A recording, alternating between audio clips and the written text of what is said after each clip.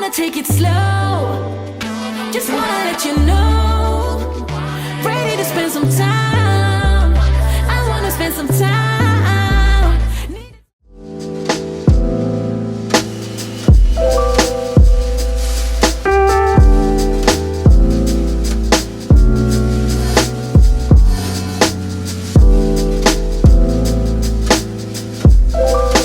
Welcome back to my channel. My name is Amaka and this is Ami Lifestyle. If you are new here, which I know a lot of people are new here, thank you for coming back to watch my videos. Today I just wanted to come on here and share my personal story about how I moved to Canada. I've had a lot of questions, so I'm going to try and explain, and answer those questions in this video. I hope that by sharing my story, I'm able to encourage someone out there, and if you are in the process, I'm able to give you some form of encouragement to remain steadfast because this journey, if you know it's a journey of patience. I also want to put it out there that I am not an immigration consultant. All the opinions I'll be stating in this video are my own. This is my personal experience. Do not take my advice as the law. Always check the Government of Canada website for their updated policies and information about the requirements for moving to Canada. I'll leave the link to the Government of Canada website in my description box so that if you are interested, you can go on there and check. And also, if the information is updated at any point in time, you can also check to make sure that you are doing the right thing at every single point in time, because policies change. I will talk it from my perspective as a Nigerian applicant. These policies might be different in your country, so you need to make sure that you are doing what is required of you as a citizen of any country that you are watching me from. Okay, so I'm going to start out by saying that moving to Canada for us was a thing of chance. My husband and I were very comfortable in Nigeria. We're both working, we're earning well, we're single, just a couple, no children. So we didn't have so many financial burdens except the things that we planned for ourselves to execute. After we got married, we decided not to have kids for 1 year, and that was because we wanted to have our kids abroad. So our plan was for me to go to the US and have the babies whenever they come. So that was what we were working towards. But there was a president in the US and a lot of things were just changing when it comes to the immigration system and the application process in Nigeria. So it became tougher. So we decided to start looking for other options, and one of the options that we had was Canada. So when I was talking to one of my friends, I was talking about the immigration process and everything that we would need at that point to relocate to Canada. And one specific question I asked her was, just tell me how it is. I know that there's a lot of hype, people are saying a lot of good things about moving to Canada, but you are there now and you can see the reality. I just want to know exactly how it is, no sugarcoating or anything like that.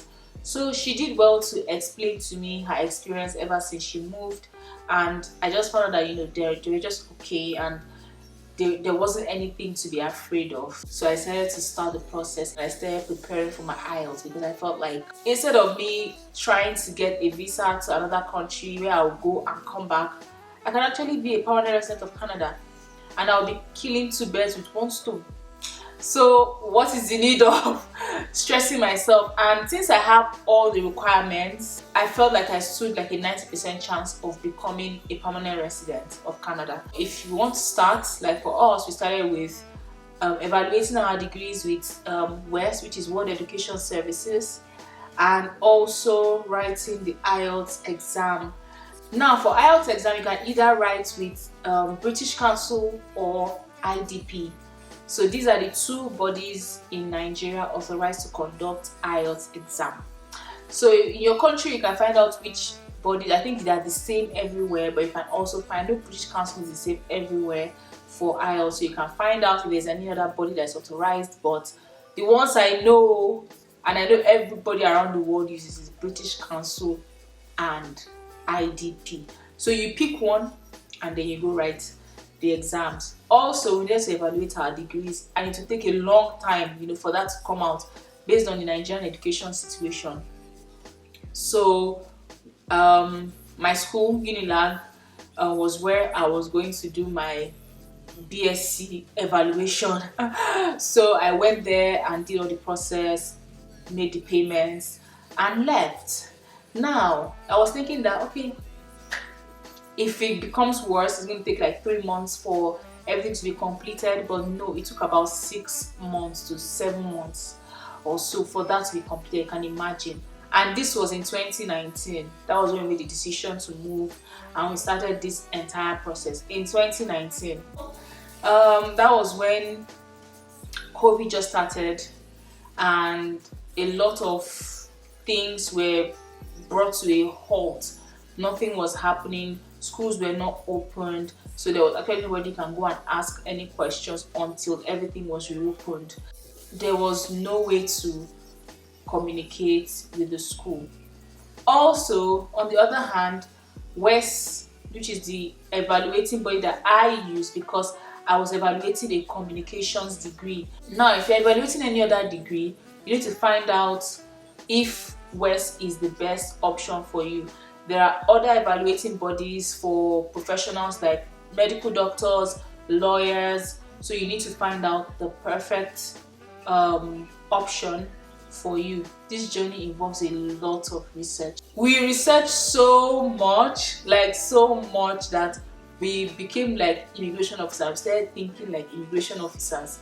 If you're going to embark on this journey, I would advise that you take research seriously. There is only so much someone can tell you or help you out with. The reason why we had to do so much research is because we were doing this on our own. It was a DIY application. A lot of people do this on their own. If you can afford an immigration consultant, that's fine, but you have to consider the amount of money you'll be paying to them to help you with the process. The process is expensive as it is. Adding the cost of an immigration consultant on top everything is a lot. So it's better for you to sit down, dedicate your time, and read deeply, properly about it. But if you are a money bag, who am I to advise you? You can actually hire a service of a licensed immigration consult. Make sure that this person you are hiring is a licensed immigration consultant, not a scammer, and not somebody that will put you in serious trouble, because misrepresentation and a 5-year ban is real. After the entire lockdown and all that, Unilag finally came through. I got my evaluation document from WES, and I was able to use that to open my profile. So to open a profile, you need a valid Ielts result. Ielts results are valid for 2 years, and then you need your evaluated document report from your evaluation body. My husband and I did our evaluation. You know, he evaluated his degrees because he had to give me some points. He had to add some points to the application, so he evaluated his degrees. He also did Ielts with British Council the same time as I did, and you know, we're able to submit our application. Now, if you're single, of course, you get all your points. But if you're married, you lose 20 points upon adding your spouse. So once you add your spouse pre-ITA, you lose 20 points. So your spouse has to write Ielts. As it is now, the scores are so high, you can't afford your spouse not to write. There was a time when people's spouses were not writing, but not at this time. During our time, my husband had to write, and he also had to evaluate his degrees to help me, you know, with the 20 points. So I think he was able to get like 18 points or so, which was good. And so we proceeded to submit our express entry profile. The express entry profile was opened in July 2020. July 16th, 2020 was when we opened our express entry profile. And at that point, we had 430 something, I think 32 or something like that, which was very, very low for the scores that were being drawn at that time. My IELTS result, I did very well. I got an 8 in writing, an 8 in speaking, a 9 in listening, and a 7 in writing, which is like over 9. The highest point you can get is 9. So it was a very good result at that time. I was just 3 points shy of reaching the maximum scores in IELTS, and also for age, because I'm not 30 yet, I was able to get the maximum scores for age 2. So in this process, being a primary applicant means that you have to get maximum points for everything, because it's your points that are going to count more than your accompanying spouse. So it doesn't have to do with who has more money or who is the head of the house. Head of the house doesn't count here. So if your spouse, be you the husband or the wife, if your spouse is older than you, then you have to step down. If your spouse is less than 30, your husband is less than 30, your husband has to be the primary applicant. If your wife is less than 30, your wife has to be the primary applicant. That time we had 430 something points, was not enough, so we had to start looking for ways to boost our scores. By the way, I had a postgraduate diploma running, but you know, it takes about 1 year and 6 months and stuff, so it takes a lot of time. So I decided that, okay, instead of waiting, let me go ahead and do BCS, which is the British Computer Society exams. It's an IT course. So you have like 3 modules, like software development, information technology, and computer network technology.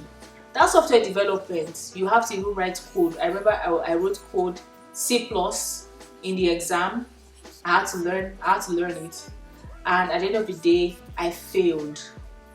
So don't be scared to fail in this in this journey. And guess the one I failed, the easiest one, the one I thought was the easiest, the information technology. And I passed the one where I was writing code with my hand, and computer network technology, which was like, the two of them were the toughest for me.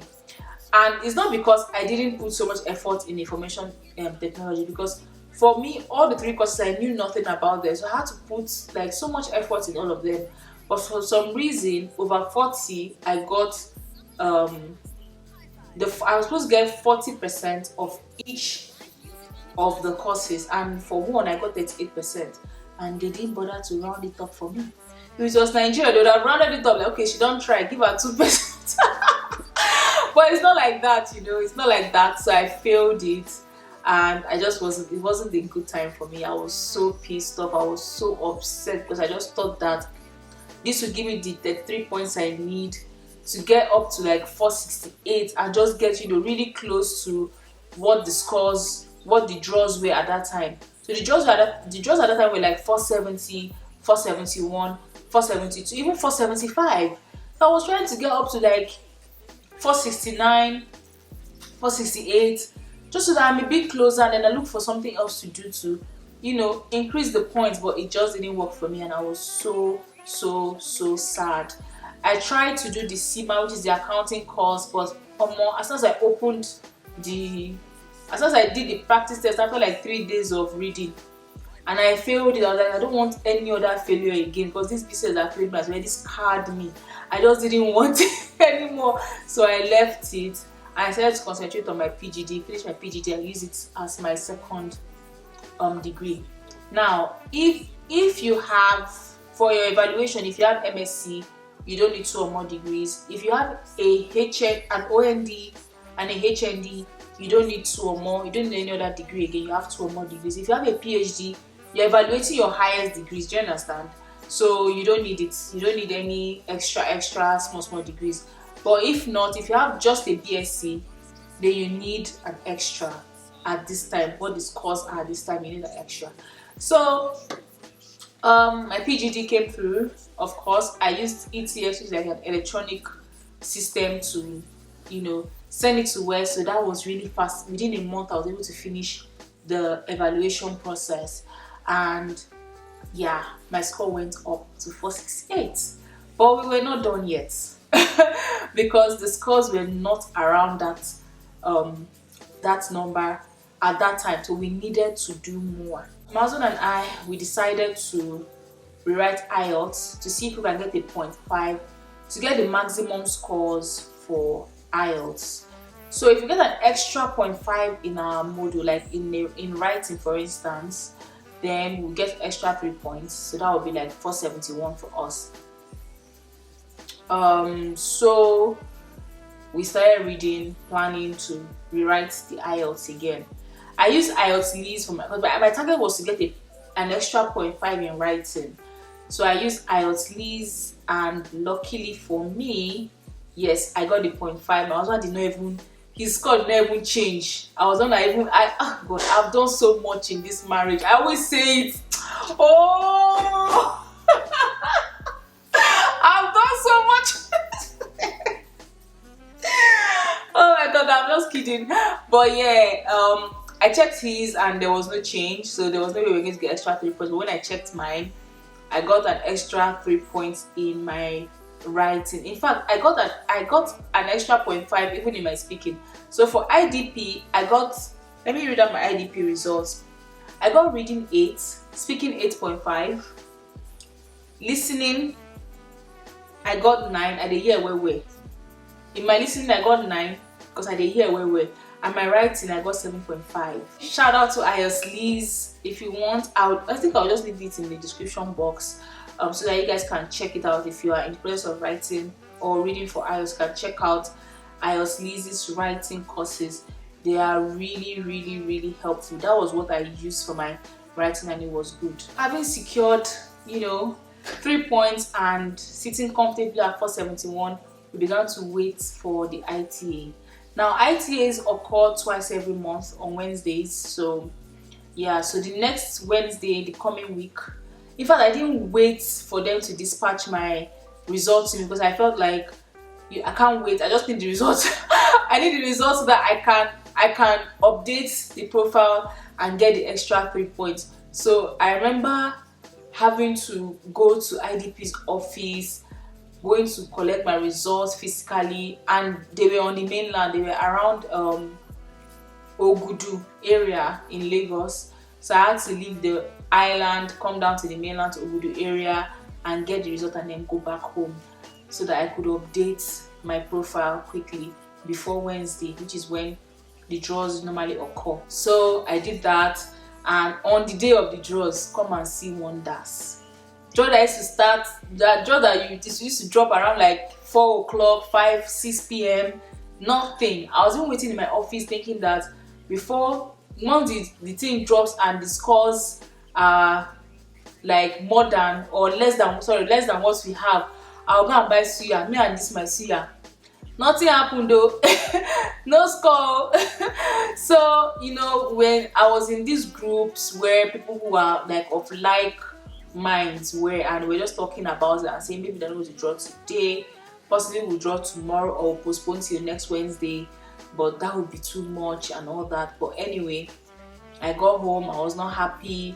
I wasn't happy. I was making dinner. I remember I was making dinner. I was so sad. But as lucky as I can be, there was an actual draw that day. That day was December 9th, 2020. I remember that by 8 p.m. that day, there was a draw. I couldn't even believe it. There was a draw. I was so happy at last that yes, there was a draw. And guess what the score was? 468. We were on 468 and then we struggled to get to 471. We want to spend money on IELTS was like, is it not 90,000 naira per person or so? Or 80,000 naira, I can't remember now. And we went to spend that money, 160k or around that amount for the IELTS. If you are not, we wouldn't have spent it.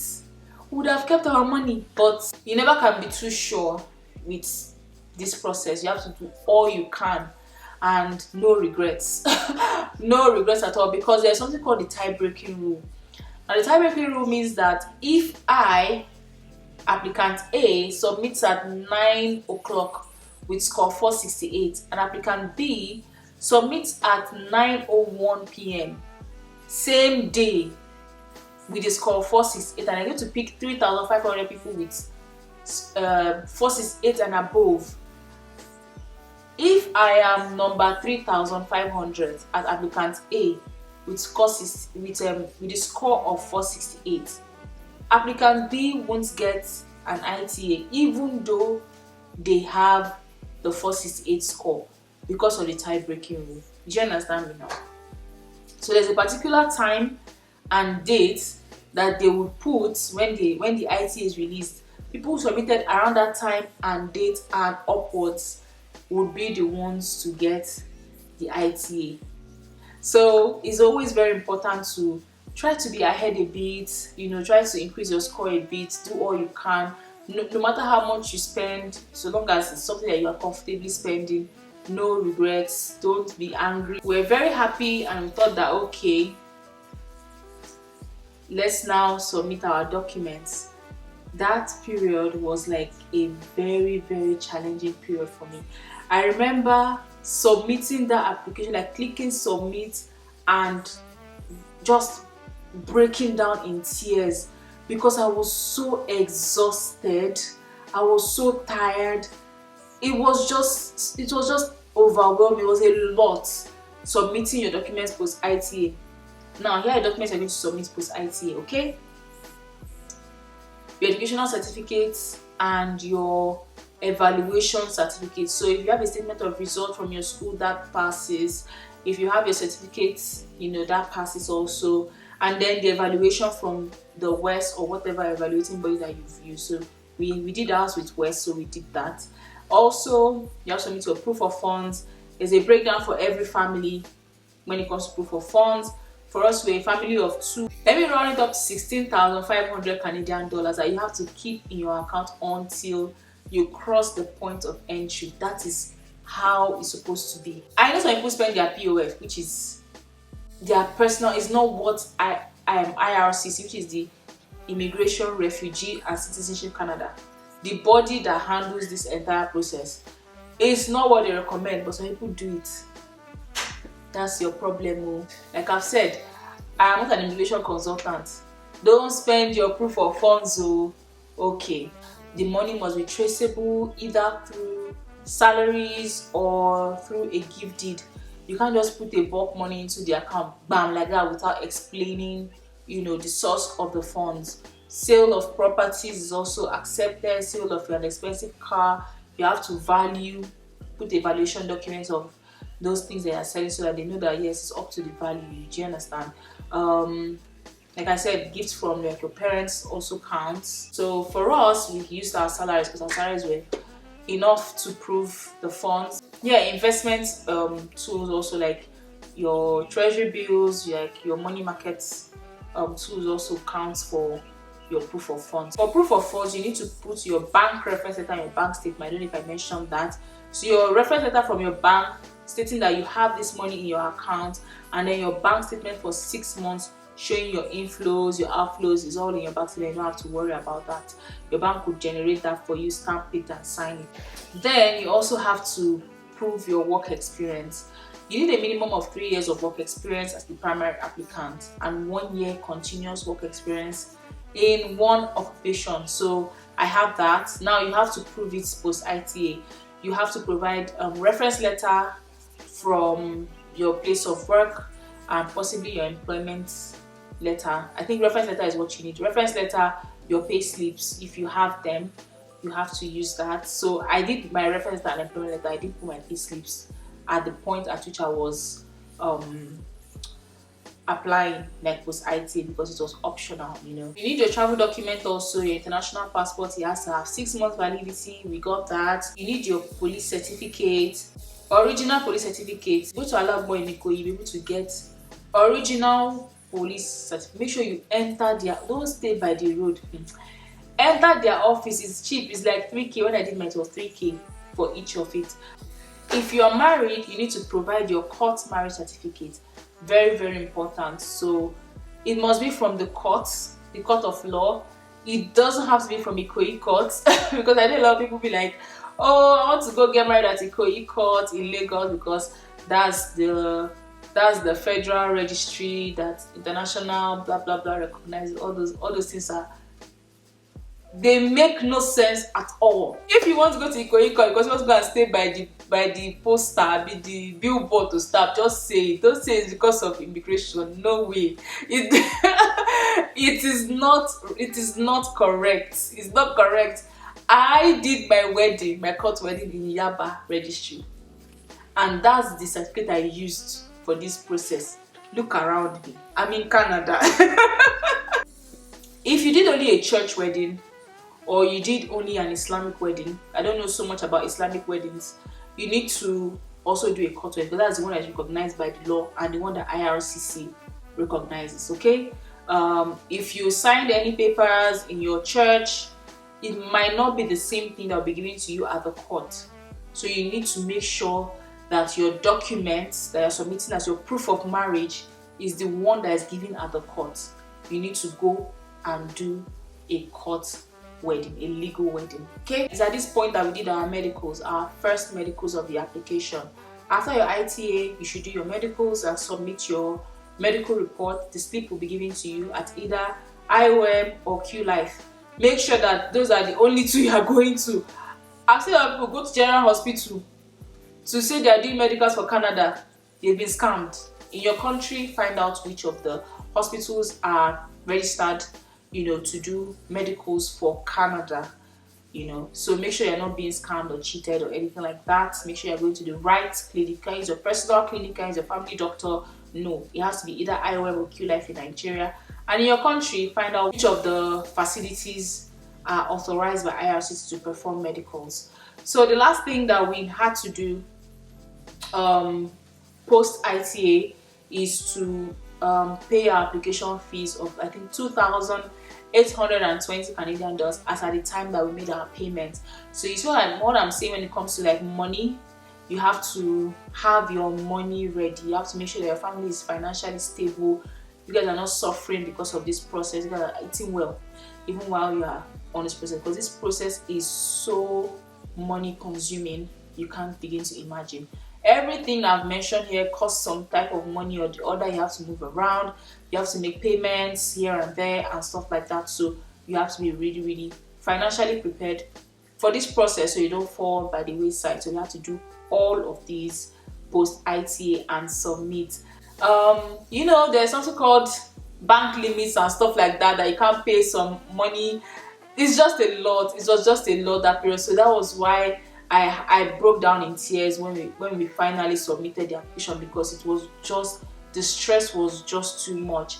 For those documents like 6 months bank statements, like my bank statement were like 50 something pages, because I used the account for everyday stuff like buying credits and making payments like buying groceries and stuff like that. So my bank statement were like 55 pages. I have to scan those 55 pages. I have to compress them, merge them, and upload. It was quite a lot. So yeah, it was not easy at all. It's not going to be easy. It takes a lot of time.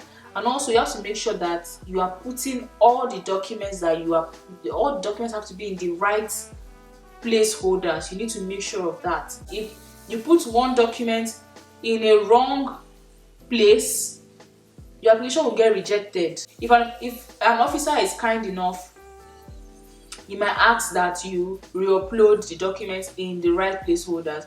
But you never can tell which officer will handle your file. So it's best to be on the safe side and make sure that you are doing the right thing so that you don't get a rejection. Now you can imagine, during our own period, our own time, our ITA was like the second to the last ITA. After then, there were no other ITAs being given out for federal skilled workers, which was the immigration route I took. Imagine that we made a mistake and our application got rejected. We won't be in Canada today. So you have to be really, really careful. It's a really time-consuming process. You have to take your time to make sure that you're uploading the documents correctly and you're doing the right thing every step of the way.